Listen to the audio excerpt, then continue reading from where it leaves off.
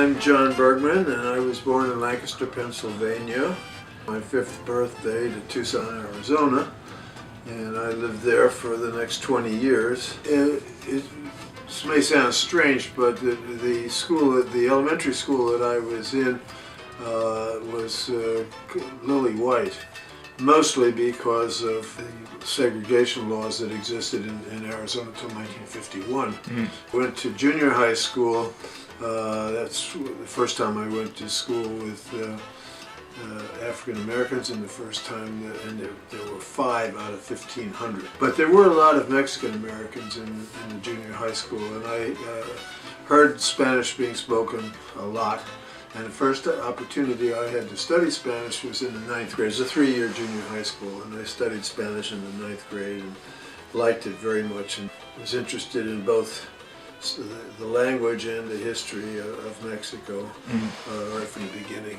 I went to Cornell for 2 years, but I was working 40 hours a week the whole time I was there. After 2 years, I transferred to Arizona, to the University of Arizona, and my major, initially my major was government, but then I changed to Latin American history as a graduate student.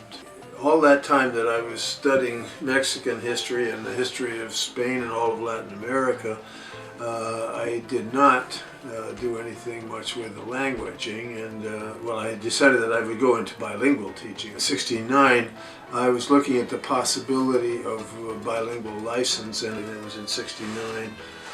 And then again in '70, I was down studying, and then again in '72. Three full summers that I studied in Mexico City at a bilingual institute, and I liked that very much. A couple hundred people, mostly young people, protesting against the effort to set up for the Olympics when there were so many clear cases of injustice and poverty and starvation, that Mexico should not be engaging in such a massive adventure, really at the expense of the poor. And there was still a lot of talk.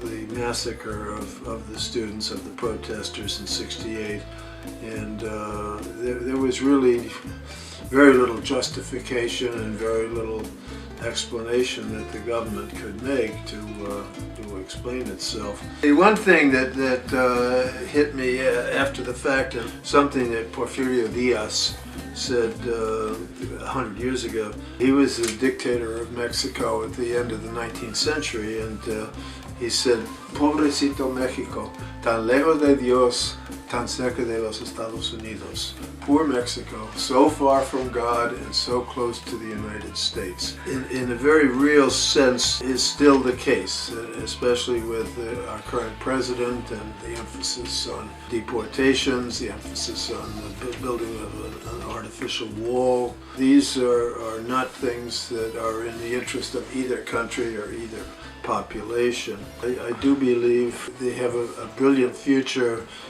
maybe in spite of us, but hopefully it will be alongside of us. I will continue to do so. Muchas gracias por